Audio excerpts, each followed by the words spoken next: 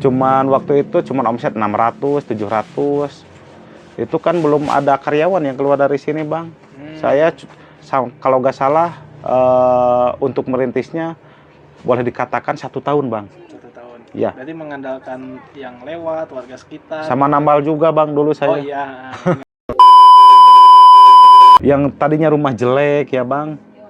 Motor yang seala kadarnya, yang jelek ya, Bang. Rumah alhamdulillah bagus, Bang. Motor bagus. Mobil juga ada sekarang ya. Terus bahkan alhamdulillah untuk tahun-tahun ini saya beli ruko, Bang. Ya, senilai di pinggir ini toko saya senilai hampir 2 M, Bang.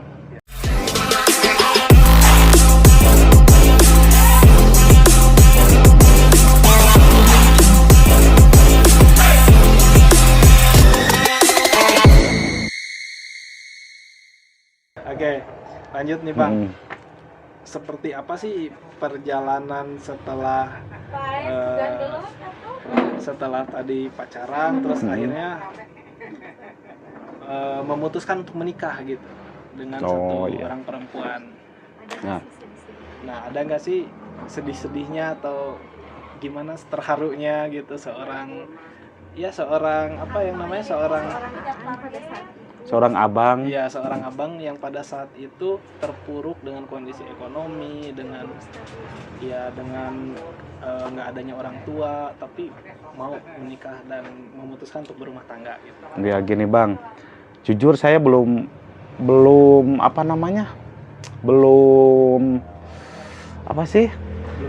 belum siap waktu saat itu untuk menikah, Bang. Cuman gini, yang namanya hubungan atau pacaran di kampung, kalau kita udah mulai deket sama orangnya, ya pokoknya sekampung itu udah tahu lah. Misalkan si A ke saya, si B ke saya, itu pastilah langsung ditanya gitu. Soalnya yang namanya orang tua pasti khawatir kan, apalagi anak perempuan satu-satunya, hubungannya udah lama, takut terjadi hal yang tidak diinginkan kan, Bang. Nah, meskipun saya jujur saya dulu belum siap untuk menikah, tapi dikarenakan ada tuntutan atau yang tepatnya itu memang tuntutan dari keluarga istri, daripada anaknya kenapa-napa lebih baik dinikahkan, Bang.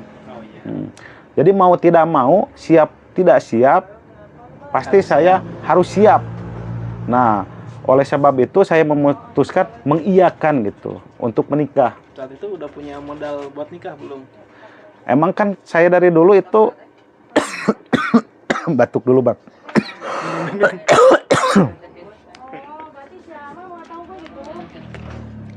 Kita break dulu sebentar ya.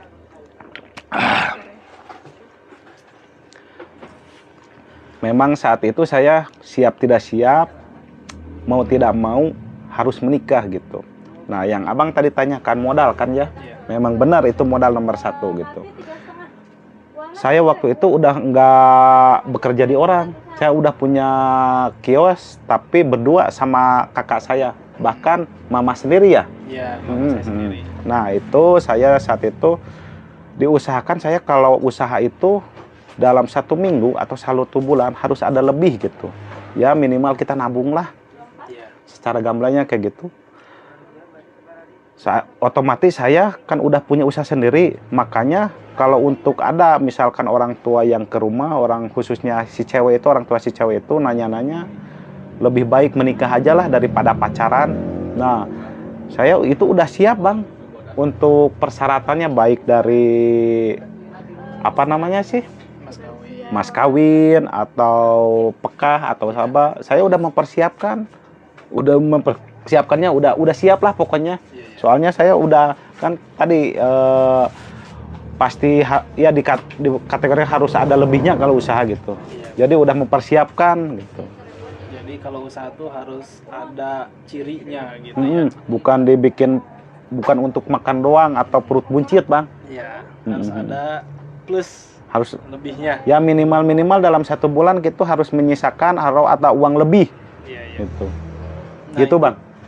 Berapa modal pas saat dulu nikah, Bang? Saya waktu itu emas memang udah ada beli, kalau cashnya saya udah punya mungkin nggak tahu 15 juta atau 20 juta mah bang. Itu cash buat acara aja mungkin ya. Dan ya lain-lain. Pokoknya dan lain-lain lah. Kalau emasnya kan saya udah ada sebagian ada gitu. Emas berarti ya? Udah punya emas gitu, dititipin di orang tua sendiri gitu. Nah, yang jadi mama. Nah dari yang tadi yang punya kios sebelah, nah di situ kan bisa ngumpulin akhirnya buat menikah. Itu rata-rata 1 minggu atau 1 bulan bisa ngumpulin berapa bang? Paling saya 1 minggu pas di kios pas-pasan mungkin 500 atau 700 tahun 2012-13. 500 sampai 700 ribu seminggu. Iya betul bang. Nah, yang tadinya kerja harus 1 bulan 500 sekarang jadi seminggu ya, karena punya usaha sendiri. Yang tadinya kerja cuma 500 gajinya sebulan, sekarang mah 1 minggu jadi 1 minggu gitu. Ya. Otomatis 2 juta ya. Berarti 2 jutaan. Nah kadang 2 juta bulan. 3 juta lah satu bulan bersih. Itu dari kelontongan kios kecil ya, kios kecil. Soalnya saya waktu itu ngirit bang, kadang makan juga sama kerupuk. Waduh, saking pengennya jadi orang gitu ya. Intinya gini, memperbaiki ekonomi keluarga tepatnya kayak gitu bang. Mengangkat derajat ya. Benar. Ya. Nah jadi gitu ya. Nah kisah perjalanan yang mulai dari kerja, kisah percintaan, terus punya warung, usaha kecil-kecilan, sendiri. Nah dari situ bang, lanjut lagi pertanyaannya ya. Seperti apa sih perjalanan setelah nikah, yang tadi udah dibilang sama abang kan udah siap dan lain sebagainya secara mental, finansial. Nah sesudah nikah nih, itu gimana sih cara pandangnya ke depannya, buat ke depannya? Nah bagus bang pertanyaannya gini. Saya kan waktu itu di kios ya, saya berpikir lagi bang, itu kios kecil kan cuma muat 2 orang. Kalau saya udah menikah otomatis saya bakal punya anak ya. Saya berpikirnya ke situ. Nah otomatis saya dikasih tantangan juga, dalam arti itu pemikiran sendiri. Gini bang, kalau di kios saya cuma masuk 1 orang 2 orang, saya punya anak, nanti gimana ke depannya gitu. Ya anak tambah gede, masa saya ditinggal di kios terus kan bang? Gak mungkin kan? Atau gak mungkin juga di kampung anaknya kan? Gak mungkin juga, saya tipikal orangnya gak mau jauh dari pasangan bang. Intinya ya saya punya anak, punya istri harus bersatu gitu bang. Nah waktu itu mau tidak mau juga saya harus mencari tempat. Kalau dari orang, khususnya orang Panjalu ya Ciamis, rata-rata orang itu mengontrak ruko bang. Itu kebetulan ada rezeki sedikit yang saya kumpulin. Alhamdulillah saat itu mulai usaha agak gedenya itu saya ngontrak ruko bang. Ngontrak ruko langsung. Yang tempatnya itu yang di bukan STT sih, depan Akper Bakti Kencana Cilengkrang Bandung. Ya. Nah di situ mulai pertama ngontrak berapa bang dulu? Saat itu saya jujur aja saya bukan modal sendiri ya, saya join sama teman saya. Nah sama teman saya itu modal itu kalau nggak salah 20 juta. Berarti dikali 2 berarti 40, saya 20, partner saya misalkan 20 juta, jadi 40 juta. Kontrakannya senilai 13 juta itu per tahun. 13 juta, berarti modalnya 27 jutaan ya. Nah, dari situ dikelola berdua berarti ya bang ya? Iya, 2 bulan sekali saya pulang. Oh, 2 bulan sekali. Ganti rolling, 2 bulan orang lain. Iya.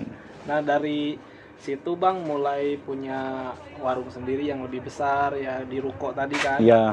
Nah, dari situ mungkin ada, maksudnya gini bang, kalau kita join sama orang kan kita tuh harus punya hitungan sendiri gitu. Gimana sih cara ngelola atau menghitung yang tadinya kita yang jaga terus besoknya orang lain? Nah gimana sih bang caranya gitu? Itu kan untuk, maksudnya gini, untuk menutupi 2 bulan saya nganggur di kampung kan ya. Alhamdulillah yang saya sewa itu ruko yang depan kampus itu rame gitu bang. Jadi saya pendapatannya kalau sebulan itu ya saya usahakan minimal 10 juta atau 8 juta lah sebulan. Saya itu udah masuk bersih bang. 8 juta sampai 10 jutaan sebulan.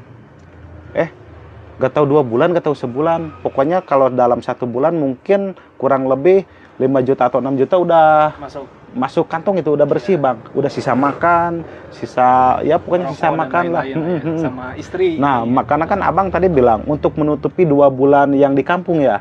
Itu kan saya kalau misalkan 8 atau 6 dikali 2 itu ada 12 juta, atau saya bawa uang bersih itu dalam 2 bulan itu taruhlah 15 juta. Nah, tadi abang kan nanya untuk menutupi yang 2 bulan itu yang nggak kerja ya. Alhamdulillah kan saat itu saya anak masih punya 1, lagian lah masih kecil gitu ya. Jadi belum terlalu banyak pengeluaran buat jajan sekolah, biaya sekolah. Cuman ya jajan doang, mungkin beli pempas atau apa ya bang ya. Atau nasi itu kan dari orang tua, nggak beli gitu ya. Beras ada, kadang-kadang lauk pauk ada, atau namanya sayur-sayuran ada. Jadi mungkin buat jajan gitulah. Jadi sehari-hari aja berarti ya.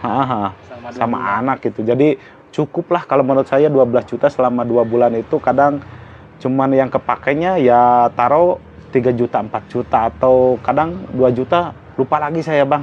Pokoknya sedetailnya itu. Ya, estimasinya 3 jutaan mungkin ya, dari 2 bulan. Berarti itu ada lebih lagi gitu, ada lebihnya. Masih ada tabungan ya, betul bang. Nah, gini bang, jadi yang aku mau lanjutin pertanyaannya, jadi pas saat abang mau loris nih, kan kalau di bahasa warung itu loris ya, perpindahan SO itu namanya mungkin. SO. Nah, gimana sih cara menghitungnya bang? Misalnya dari abang nih, warungnya udah ditempatin selama 2 bulan, nah serahkan ke orang lain ya, ke partner usaha saya ya. Otomatis kan modal harus tetap sama gitu bang. Dan item warung itu banyak banget nih, kayak di belakang ini ribuan bang, ribuan ya.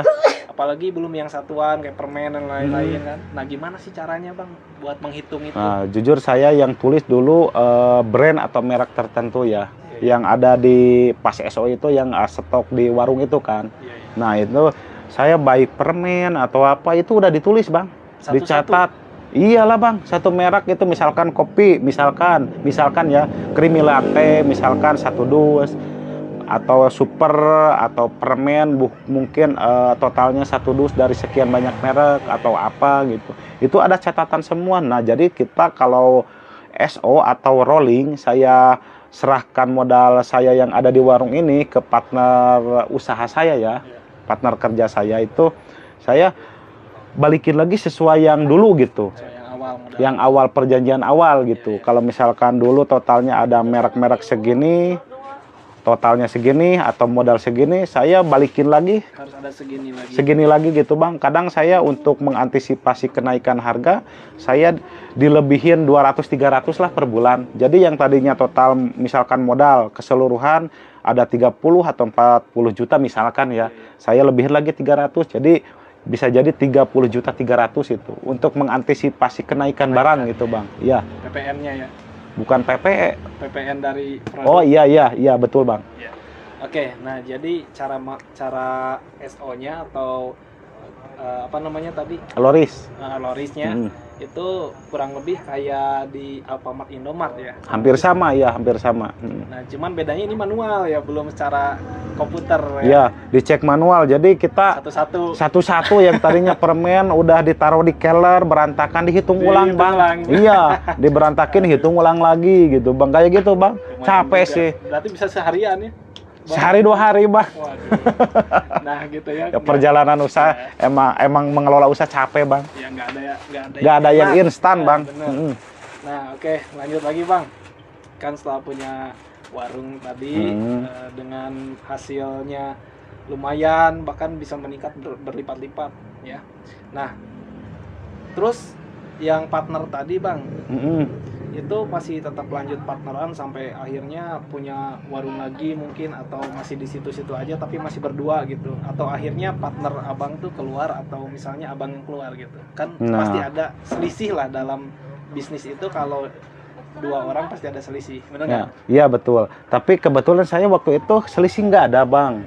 Cuman itu yang partner saya kan dia pakai modalnya modal adanya bang, pakai modal adanya.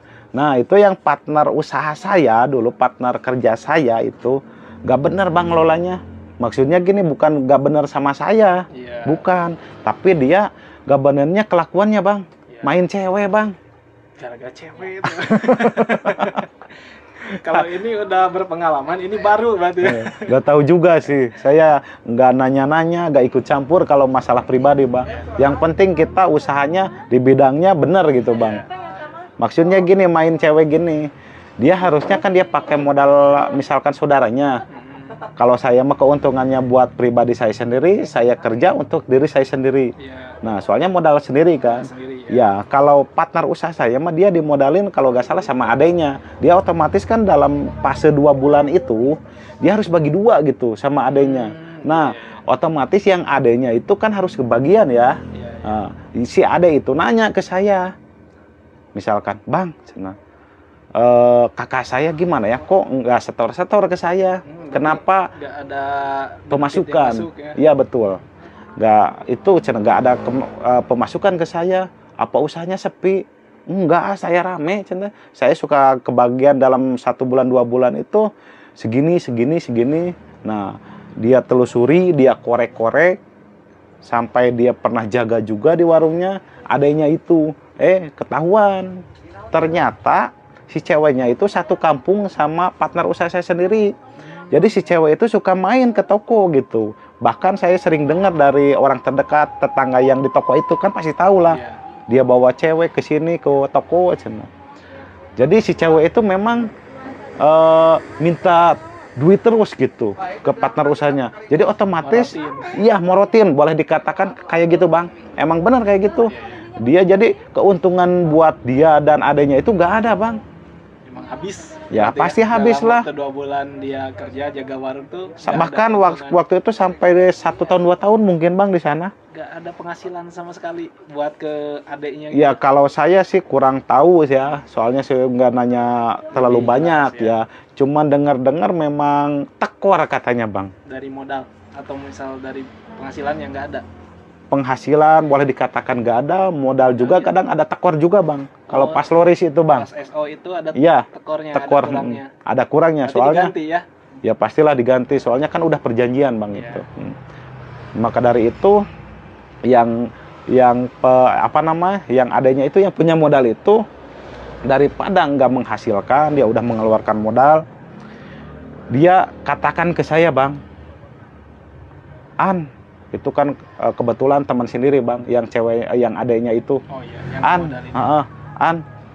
Kalau misalkan kakak saya yang nungguin nggak ngasih keuntungan ke saya, udah balikin modal yang ada di setengah modalnya. 50%-nya ya. 50% punya dianya. Saya ingat saya nggak dilebihin. Kalau pertama modal misalkan 30 atau 20 25 misalkan, saya full ngembaliinnya 25. Otomatis kan itu saya udah kembaliin modal partner usaha saya. Warung itu jadi milik saya sendiri kan. Nah, iya kayak gitu dulu. Berarti akhirnya dibeli aset yang setengah tadi. 50%. Soalnya itu udah gak bener ngelolanya. Dia main cewek terus gitu. Dan akhirnya punya warung satu. Iya betul sendiri. Bang, itu sepintas perjalanan yang lama lah itu. Keren gitu ya. Terus dari situ bertahan berapa lama sih, Bang? Warung di depan Akper Cipadung itu? 2 tahun atau 3 tahun ya. Masih lupa, Bang. 2 sampai 3 tahunan berarti. Ya mungkin, Bang, segitu. Nah, habis dari itu kebetulan yang punya agak ribet, Bang. Agak rewel berarti. Rewel. Kelihatan orang rame gitu kan biasanya. Kalau di situ enggak, Bang. Cuman rewelnya gini, pengen naik terus, Bang, kontrakannya. Dikarenakan dia enggak kerja, yang punya ruko itu cuman ngandelin dari kontrakan. Nah, dia memaksakan ngebangun, atau dia juga kalau mungkin ini mah mungkin ya, saya nggak tahu jelas, mungkin dia punya cicilan ke bank, otomatis dia neken ke yang kontrak di situ. Sebetulnya dia dari rewel dia pengen buka usaha sendiri, enggak, Bang, cuman dia pusing buat bayar itu ngebangun yang kerjanya itu. Makanya pertama dari 13 sampai 18 saya masih kontrak. Nah, itu sampai 25 saya mundur di situ, Bang. 25 juta per tahun itu. Iya. Dan akhirnya mundur, terus nyari lagi berarti ya, tempat baru lagi. Nah, dari yang Akbar tadi kan udah mulai rame.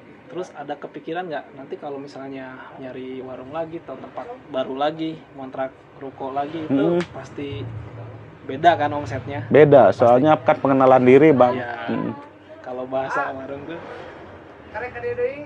warungnya tuh ngebabatu dulu gitu. Iya, kalau bahasa orang Ciamis, orang Pajulu, ngababatu namanya. Jadi proses dari awal lagi. Ya, dari nol lagi, Bang. Iya, betul, Bang. Nah, dari situ udah mempersiapkan belum, Bang, kalau di saat nanti warung yang kedua ini atau warung yang baru ini sepi, mau pindah lagi atau mau tetap bertahan gitu, Bang?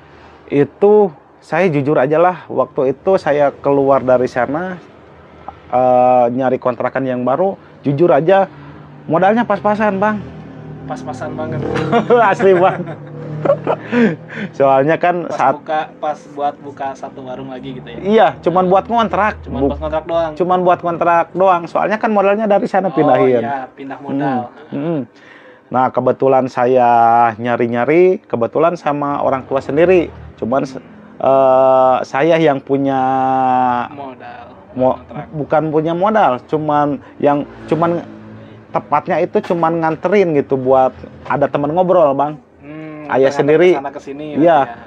Misalkan itu kan Wah anterin saya nyari tempat, nantilah adalah buat rokok mah buat makannya, saya yang nyarinya, saya yang bawa motornya gitu. Kan motornya juga punya saya sendiri, yang hasil dari warung di sana. Yang Vario sekarang juga masih ada motornya, Bang. Dulu masih Satria loh.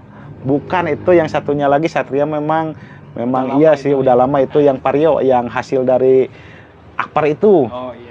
Yang Vario itu. Nah, itu saya nyari-nyari, alhamdulillah dapat ini yang sekarang ini, Bang. Ya, yang sekarang ditempatin ini. Nah, boleh di-spill dulu. Ini ramai banget di pembeli di depan. Apalagi kalau jam-jam masuk ya. Jam-jam kerja. Jam-jam kerja ya. Oke, mulai ya. Nah, jadi sekarang Abang kan udah mulai pindah nih, tepatnya ke Banjaran berarti ya. Nah, dari sini pertama kali menginjakkan kaki di Banjaran, mungkin ada waktu sebulan 2 bulan, gimana sih rasanya gitu? Ya capek, Bang. Soalnya dulu memang belum seramai ini, Bang. Cuman waktu itu omset 600, 700. Itu kan belum ada karyawan yang keluar dari sini, Bang. Saya kalau nggak salah untuk merintisnya boleh dikatakan 1 tahun, Bang. 1 tahun. Ya. Berarti mengandalkan yang lewat, warga sekitar. Sama nambal juga, Bang, dulu saya. Oh iya, ada tambal ban di depan. Iya, iya. Untuk menutupi sehari-hari dan kontrakan itu inilah, Bang. Oke, nah bisa dibilang mulai ngerintis lagi berapa bulan sih, Bang? Dan akhirnya stabil gitu, dengan omsetnya stabil lagi. Itu kan sudah dikatakan itu prosesnya kan 1 tahun ya.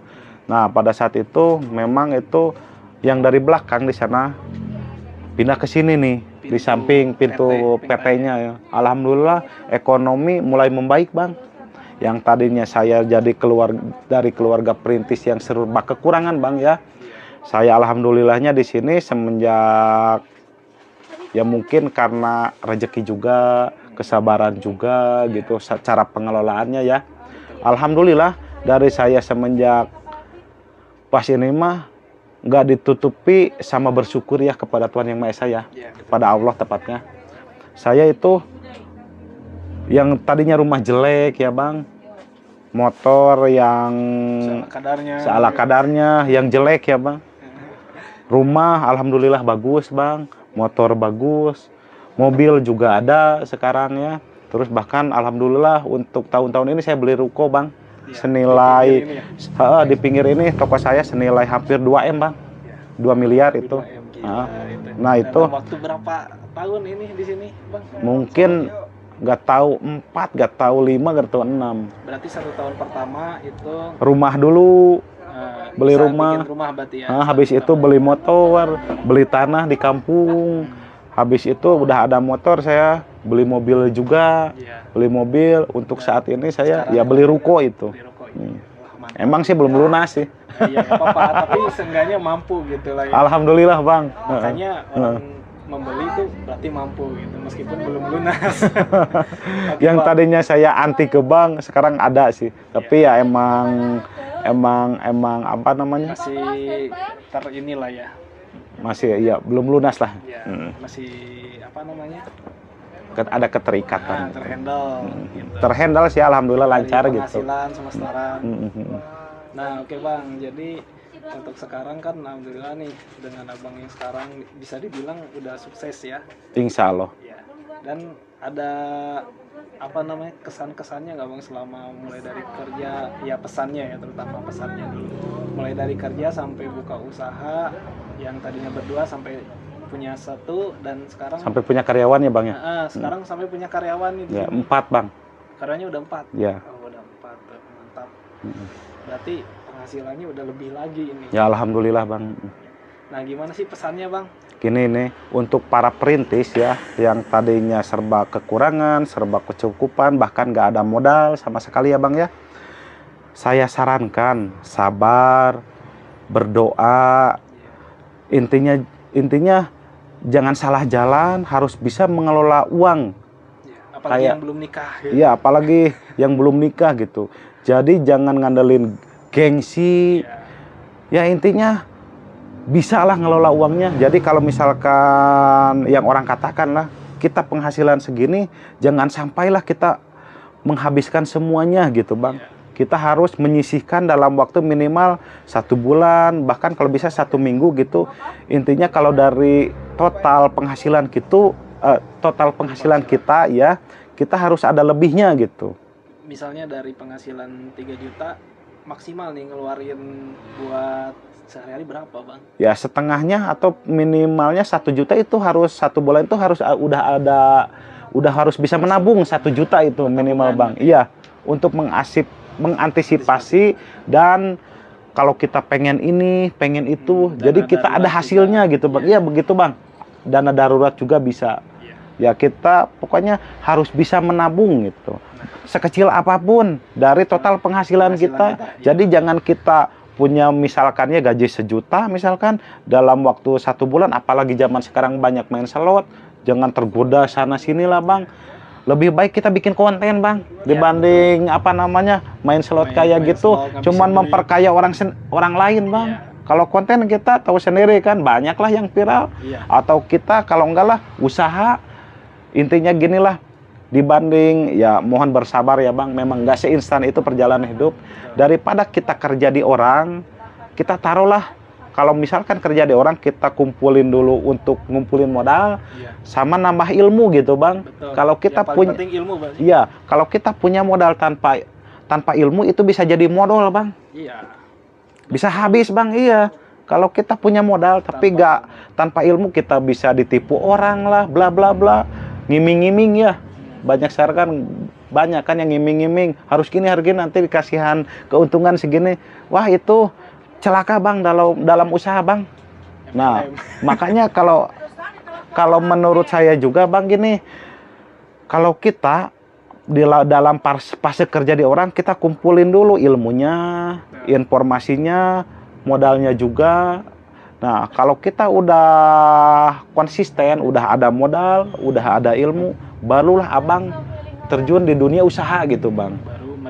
Baru merintis usaha. Memang enggak segampang yang dibayangkan atau segampang yang saya ucapkan, itu perlu proses bang. Tapi kita harus bersabar bang. Memang prosesnya itu enggak semudah yang saya ucapkan gitu bang. Saya juga mengalami fase 0 itu dari bawah. Fase pasang surutnya. Iya bang. Jadi dari mulai perjalanan usaha itu enggak selalu mulus gitu kan. Enggak bang. Oke bang. Nah jadi konten kali ini ya mungkin udah kita bongkar semuanya, rahasia dari mulai perjalanan sampai sekarang dan akhirnya sampai punya ruko yang nilainya 2 miliar guys. Untuk kali ini ya mungkin cukup sekian aja bang yang perlu disampaikan ya. Intinya ya kata saya juga, cari ilmu, cari modal. Iya, emang itu pengalaman guru yang terbaik itu. Nggak ada guru yang terbaik selain pengalaman sendiri bang. Iya, bahkan udah pengalaman juga masih aja ketipu bang kadang-kadang. Karena kita merasa iba, kasihan. Tahu sendiri lah bang. Oke, jadi untuk podcast kali ini ya semoga menginspirasi buat kalian semua yang udah nonton, dan mudah-mudahan bagi aku sendiri mungkin ya, semoga terinspirasi dari Abang Aan ini. Nah, oke guys, jadi untuk konten kali ini kita tutup aja. Alhamdulillahirrahmanirrahim. Dan jangan lupa kalian like, comment, and subscribe channel ini buat mendukung di konten-konten selanjutnya tentang bisnis untuk anak-anak Gen Z mungkin ya. Oke, kalau gitu aku pamit. Makasih ya Bang udah share dan waktunya. Semoga bermanfaat untuk para viewer ya. Semoga ada ilmu yang kepetik dari podcast ini Bang ya Bang. Intinya jangan lupa berdoa, berjuang, berusaha dan sabar Bang. Betul. Nah, oke guys, jadi kita akhiri aja. Terima kasih banyak. Wassalamualaikum warahmatullahi wabarakatuh.